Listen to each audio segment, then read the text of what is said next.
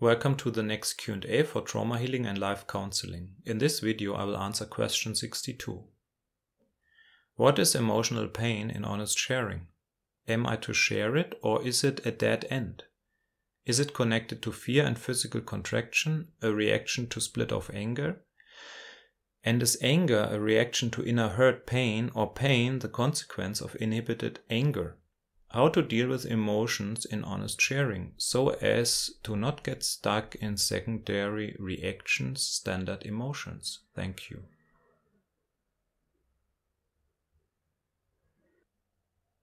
Honest sharing is not therapy.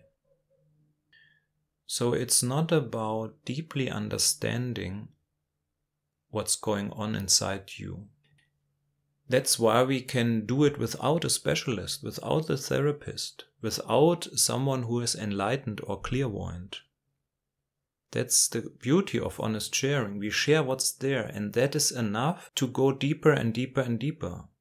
Of course, a therapist can help you to do that much more intensively and much faster, but the process is the same.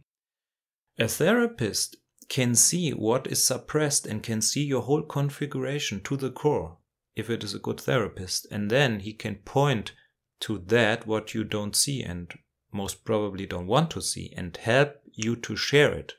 It makes things faster, and for some people with severe traumatization, they need a therapist for this process because the protection mechanism is too strong and had to be very strong to survive the childhood, so that this process is very difficult to do it alone. And difficult means the feeling of being secure is not there. So we need an external specialist that gives the nervous system the security that we dare to share that what has been connected with danger or life threat.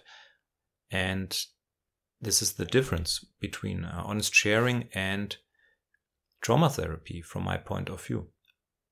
In the end, a trauma therapist, as I understand it, just helps the client to get in contact with other people by honest sharing. That's all he has to do.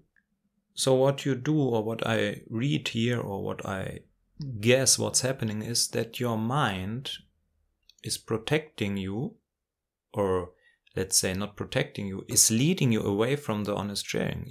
Can you see what's happening here? The question you ask is a question of the mind, and if you direct your energy to this question, you stop the honest sharing process.